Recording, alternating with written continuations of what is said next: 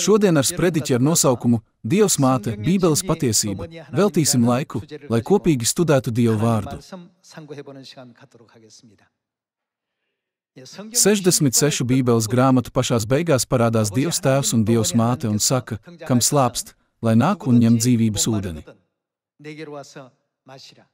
Dievs apgaismo cilvēci par to caur atklāsmi, kas tika dota apustulim Jānim. Citiem vārdiem sakot, mēs varam secināt, ka Dievs mums atklāja cilvēka dzīves galveno mērķi. Ceļojums, lai atrastu laimi un prieku, ko cilvēce vēlas visvairāk, dažkārt var būt veltīgs un sāpīgs. Tas neizbēgami noved pie slāpju sajūtas. Visai cilvēcei ir lemts to piedzīvot. Neapšaubāmi, ievērojama daļa no šīm slāpēm rodas no Dieva patiesības vārda nedzirdēšanas. Tāpēc kādu risinājumu Dievs deva cilvēcei? Vai tas nav meklēt garu un līgavu? Tāpēc atklāsmes grāmatas 22. nodaļas 17. pantā gars un līgava saka, nāc. Es ticu, ka tad, kad tiks atrasti visi Ciānas bērni, kas ir tumsā, Dievs atvērs mums brīnišķīgo ceļu, lai atgrieztos mūsu mūžīgajās mājās, debesu valstībā. Ar šādu cerību sirdīs mums visiem ir jācenšas stāvēt stingri šajā patiesībā. Mums vajadzētu saprast, cilvēka dzīves galvenais mērķis ir atrast debesu tēvu un debesu māti. Mūsu dzīves laikā mums ir jāizmēģina visdažādākie darbi, jāiegūst zināšanas un jāiegūst daudz dzīves pieredzes. Taču, kad mēs atradīsim tēvu un māti, viņi izlies pār mums dzīvības ūdeni un veldzēs mūsu slāpes. Lai gan mēs, iespējams, esam noguruši no grūtas dzīves un nevēlamas pieredzes, baudīsim atpūtu Dieva žēlastībā šajā svētītajā sabata dienā.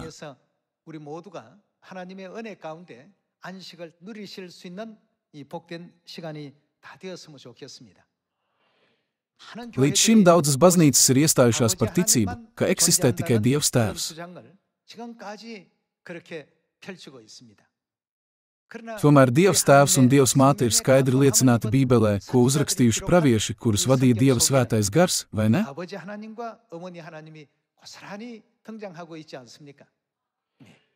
Dieva griba ir pilnībā iestrādāta Bībelē. Tā nav Dieva tēva griba, ka cilvēce nezina Dievu māti. Pirmkārt, aplūkosim mācības, kas rakstītas Jesajas 60. nodaļas 1. pantā, kas mūs apgaismo par zemes garīgo stāvokli.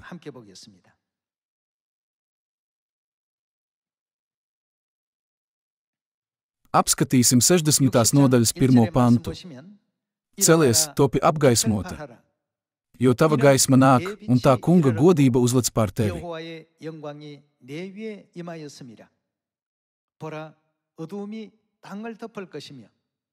Šeit zeme attiecas uz visu pasauli.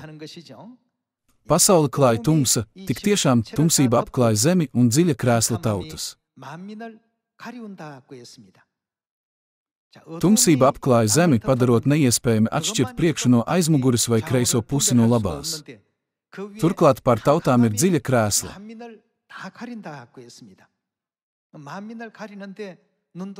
Tā aizsedz tautu acis, ausis un sirdis. Vienīgais veids, kā atbrīvoties no šīs tumsas, ir Dievam svētajam garam nākt svētā gara laikmetā. Kāpēc tā? Ko Bībele saka par Dievu? Dievs ir gaisma. Aplūkosim Jāņa evaņģēlija 1. nodaļas 5. pantu.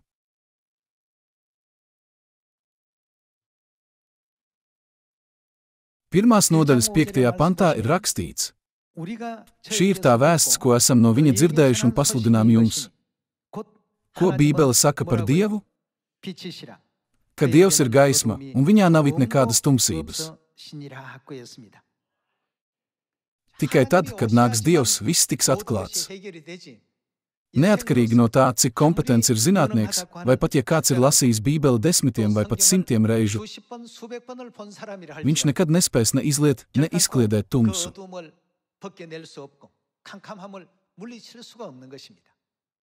To var izdarīt tikai pats Dievs. Tāpēc Atklāsmes grāmatas 5. nodaļā ir rakstīts, ka tikai tad, kad nāks Dāvida sakne, Kristus, var tikt atklātas apslēptās patiesības Bībelē.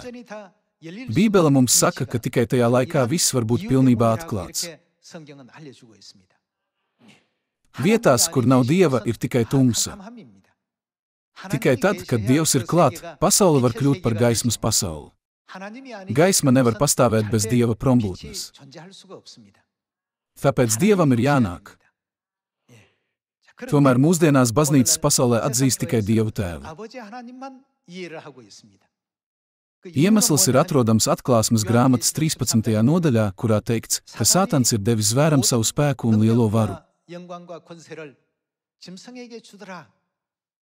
Rūpīgi izpētīsim Sātana dabu. Ir pants, kurā Dievs mums parāda Sātana dabu, kas Sātanam bija jau no paša sākuma. Tas ir atrodams 1. Mūzes grāmatas 3. nodaļas 15. pantā. Pēc tam, kad Ādams un Ieva ēda no laba un ļauna atzīšanas koka, Dievs viņiem jautāja par grēku, kas ir ēst no šī koka. Tad viņš vērsās pie Sātana, jautājot, kāpēc tu viņus esi pievīlis, un viņu sodīja. Ko viņš tajā laikā teica Sātanam? Dievs teica, es sacelšu ienaidu starp tevi un sievu. Tāpēc no Sātana perspektīvas viņš nekad nevar būt apmierināts ar sievas parādīšanos. Tāpēc viņš vienmēr uzstāja, Dievs māte neeksistē un noliedz Dievu māti. Aplūkosim šo ainu, atverot 1. Mūzes grāmatas 3. nodaļu. Tā kā Dievs ir gaisma, Sātans vairs nevar izmantot savu spēku, ka tiek atklāta gan Dieva Tēva gaisma, gan Dieva mātes gaisma.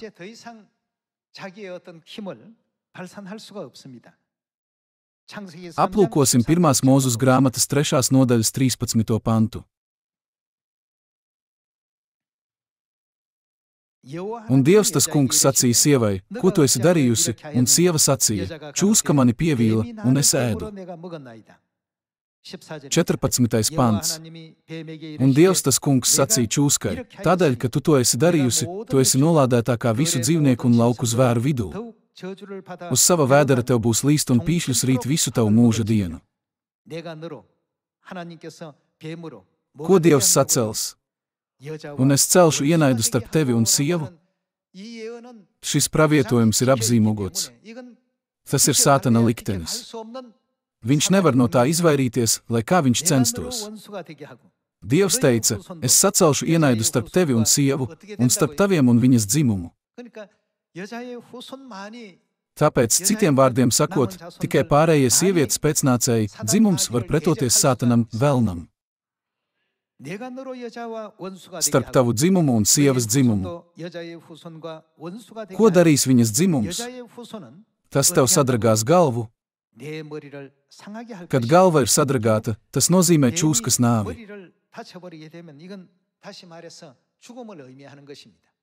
Dievs teica, sievas pēcnācēji sasitīs tev galvu, bet tu viņam iekodīsi papēdī. Šajā lielajā garīgajā cīņā arī sievas dzimums cietīs zināmu kaitējumu un saskarsies ar grūtībām. Lai mēs saprastu šo jautājumu, mums ir jāzina ne tikai Dievs Tēvs, bet arī Dievs Māte. Uz ko attiecas šeit minētā sieva? Uzzināsim to caur Bībeli. 1. Mūzes grāmatas 3. nodaļas 20. pants. Un cilvēks nosauca savas sievas vārdu Ieva, jo viņa kļuva visu dzīvo māte. Ieva kļuva par visu dzīvo māti.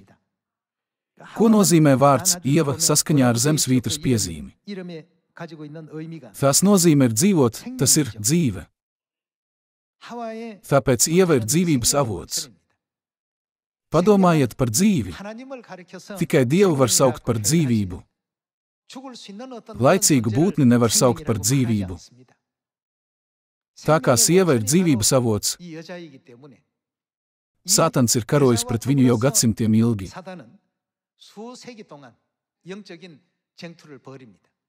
Sātans ļoti labi apzinās, ka sievas parādīšanās nozīmē viņa sakāvi.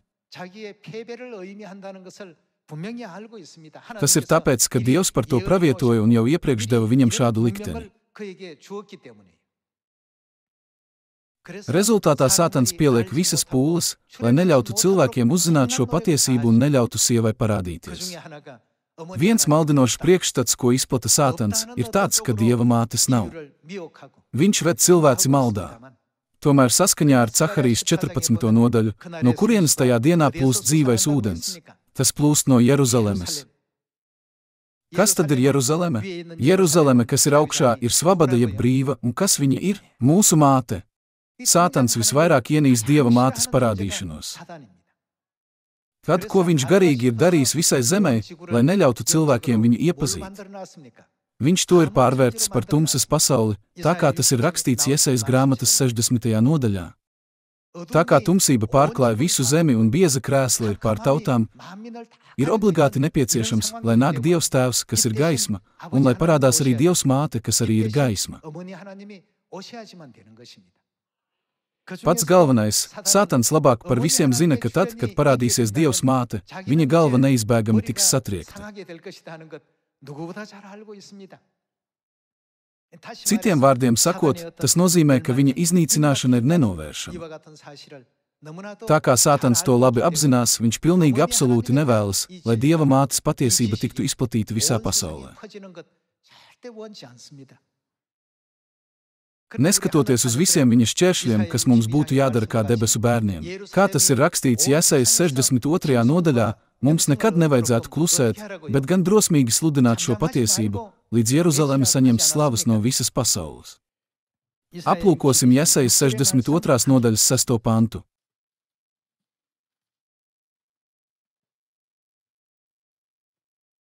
Nodaļas 6. pants. Pār taviem mūriem, Jeruzaleme, es iecēlu sargus, tie necietīs klusu ne dienu, ne nakti. Jūs, kam jādomā par to kungu, neliecieties mierā un nemitieties viņam atgādināt, kamēr viņš pienācīgi neizveido. Ko Dievs nodibina? Jeruzalemi. Kas ir Jeruzaleme saskaņā ar vēstuli Galatiešiem? Tāpēc Dievs Tēvs ir tas, kas atklāja Dieva mātes esamību saviem bērniem. Kurš atklāja cilvēcei Ievas esamību un pat pasludināja viņas vārdu? Tas bija Ādams, Ievas vīrs. Līdzīgā veidā Jesajas 62. nodaļā ir teikts, un nemitieties viņam atgādināt, kamēr viņš pienācīgi neizveido Jeruzalemi un to nepadara slavenu virs zemes.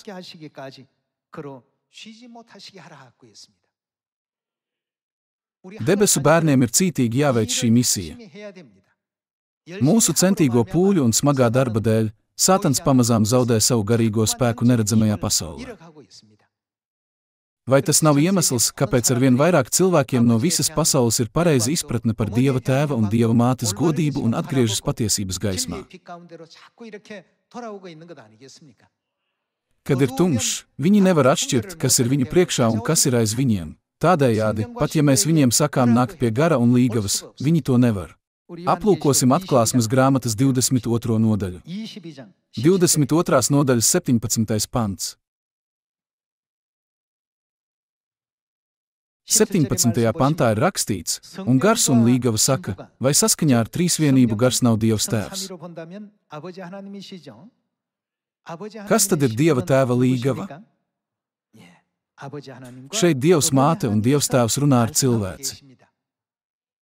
Dievs Tēvs un Dievs māte saka, nāc, un kas to dzird, lai saka, nāc, kam slāpst, lai nāk, kas grib, lai ņem dzīvības ūdeni bez maksas.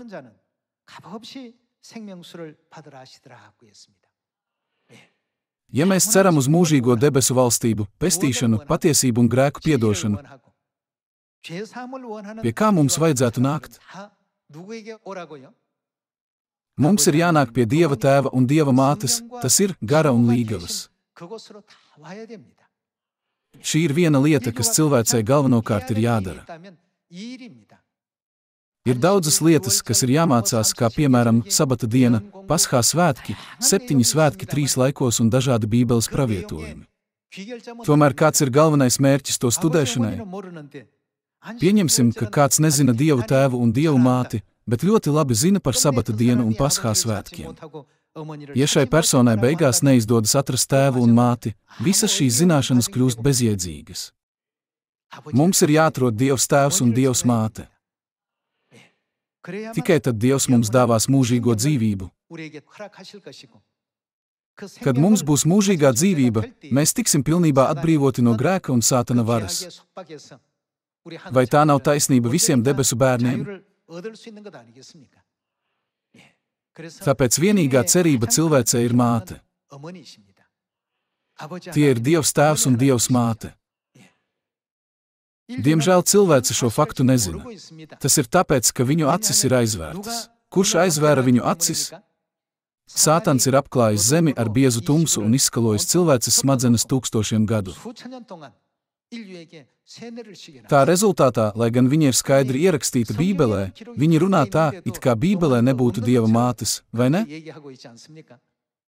Aplūkosim 1. Mūzes grāmatas 26. pantu.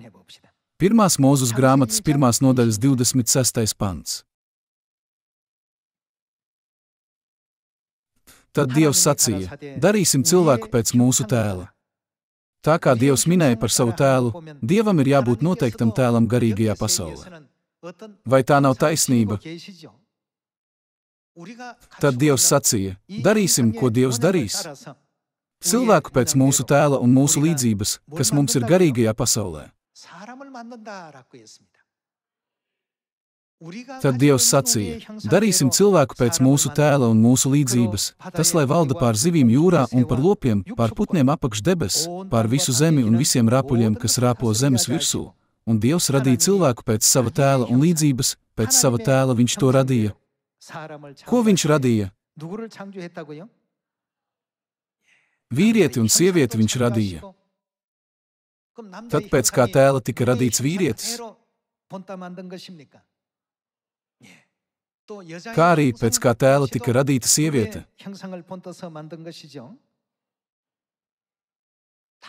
Bībelē ir skaidri rakstīts, ka Dievs viņus radīja pēc Dieva tēla. Kāds bija rezultāts? Tika radīts vīrietis un sieviete. Tādējādi mēs varam secināt, ka vīrietis un sieviete ir Dieva tēla kopijas. Vīrieša tēls tika izveidots, atspoguļojot vīrišķo Dieva tēlu, bet sievietes tēls tika izveidots, atspoguļojot sievišķo Dieva tēlu.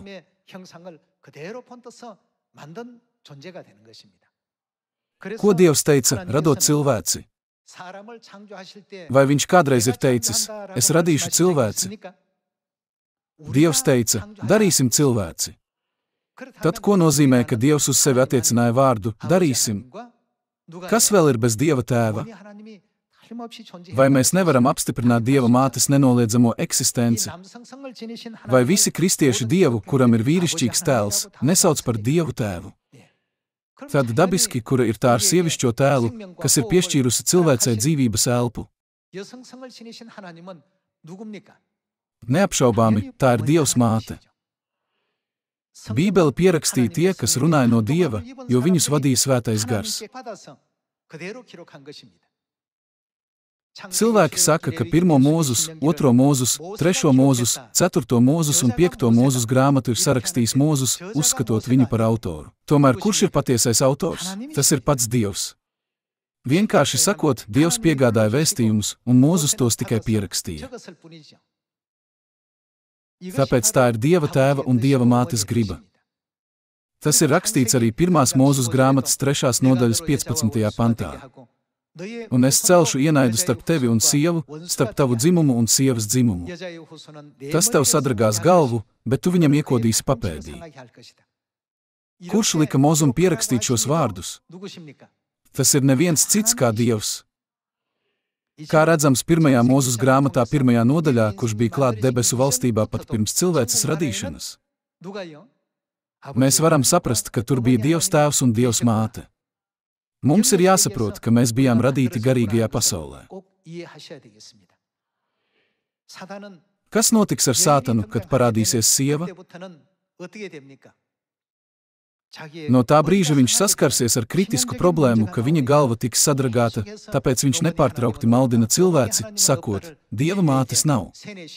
Tā kā viņš izskaloja cilvēcei smadzenes, ka nav Dieva mātes, Bībele šo stāvokli pielīdzina tumsai, jo tas novērš gaismas klātbūtni. Tad kam ir jāparādās? 1. Jāņa 1. nodaļā ir rakstīts, Dievs ir gaisma. Tādējādi ir jāparādās Dievam. Būsim vēl precīzāki. Saskaņā ar Atklāsmes grāmatas 22. nodaļas 17. pantu ir jāparādās Dievam Tēvam, kas ir gars, un Dievam Mātei, kas ir līgava. Tikai tad, kad parādīsies Dievs Tēvs un Dievs Māte, un cilvēce nāk pie Dieva Tēva un Dieva Mātes ar pilnīgu ticību, viņiem var tikt dots mūžīgā miera, mūžīgās dzīvības, grēku piedošanas un patiesas cerības uz valstību, apsolījums. Vai tā nav taisnība? Cilvēcei ir ļoti nepieciešama debesu māte. Lai uzvarētu Sātanu, ir jādarbojas Dievam Mātei. Aplūkosim Atklāsmes grāmatas 12. nodaļu.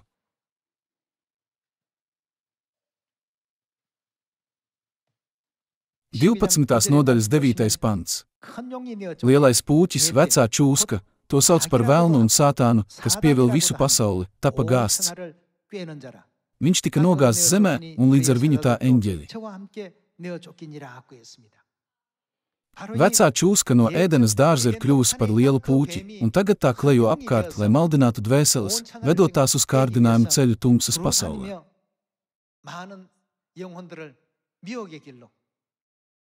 Kad tiek atklāta gaisma, viņa pati eksistence kļūst pilnībā atklāta. Tādējādi viņš ienīst gaismu. Brāļi un māsas, vai jūs zināt, kā samazināt noziedzības līmeni? Mums ir jālikvidē tumšās ielas. Cilvēki saka, ka ielu lampu un video novērošanas ierīču uzstādīšana dažādās vietās ievērojami samazina noziedzības līmeni. Vietās, kur ir gaisma, noziedzības līmenis ir zems, bet kā ir vietām, kur nav gaismas? Var notikt visādi briesmīgi noziegumi. Aplūkosim 17. pantu. Tad pūķis sadusmojās par sievu un gāja karot ar pārējiem viņas cilts locekļiem, kas turēja Dieva baušļus un apliecināja Jēzu. Un viņš nostājās uz jūras krasta. Ar kādu likteni pūķis saskarsies pēc šī kara? Viņš saskarsies ar likteni, kad viņa galva tiks satriekta. Tomēr pārējiem sievas pēcnācējiem ir noteiktas īpašības salīdzinājumā ar citām baznīcām. Kādas ir viņu īpašības? Viņiem ir raksturīga cītīga un uzticīga Dieva baušļu ievērošana. Lai gan šodien pasaulē ir parasta diena, vai tā mums nav liela un svēta sabata diena? Tā ir diena, kurā tiek pieminēts radītāja spēks. Šajā sabata dienā, radītāja piemiņas dienā, mēs esam nākuši pie Dieva Tēva un Dieva Mātes, lai izteiktu savu pateicību, slavu un godu. Cik patiesi svētīti mēs esam, kad dzīvojam Tēvā un Mātē. Garīgajā pasaulē ir divas grupas – tie, kas seko Sātanam un tie, kas seko Dievam. Galu galā Dievs ir pasludinājis viņu likteņus, Sātans gūs nāvējošu brūci galvā, bet pārējie sievietes pēcnācēji tiks ievainoti tikai papēdī. Tāpēc ir saprotams, ka Sātans ir nikns tagad, kad ir parādījusies sieva.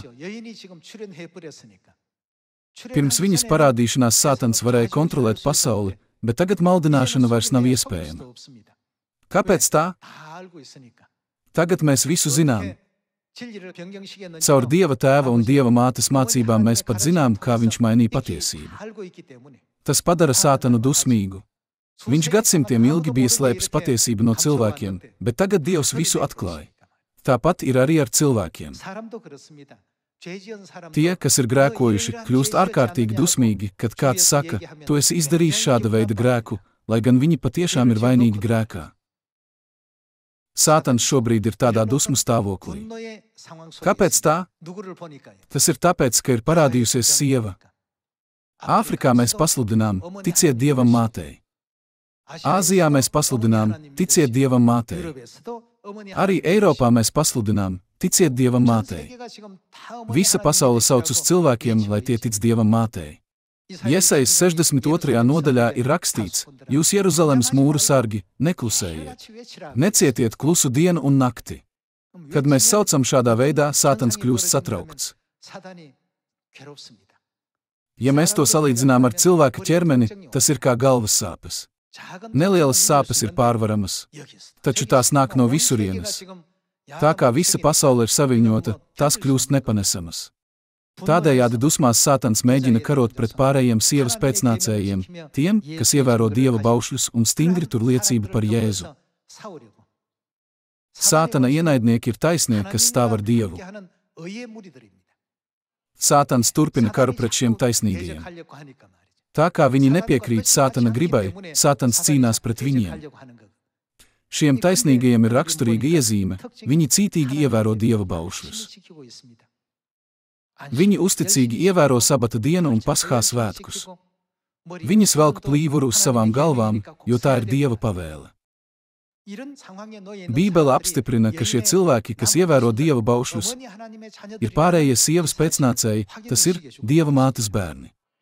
Šajā sabata dienā, kad mēs pieminam radītāju spēku, pieliksim visas pūles, lai sludinātu labo vēsti par Jeruzalemi, debesu māti, kas cilvēcei piešķir dzīvības ūdeni bez maksas un ved viņus uz mūžīgo debesu valstību, pasauli, uz ko ir cerējusi visa cilvēce.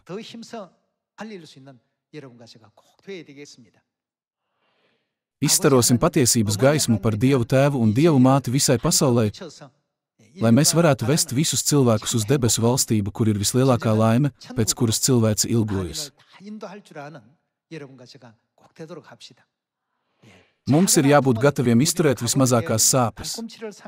Lai gan mēs varam piedzīvot sāpes, sasitot papēdi, Dievs apsolīja mums dāvāt mūžīgo prieku par debesu valstību, kurā mēs valdīsim mūžīgi mūžos.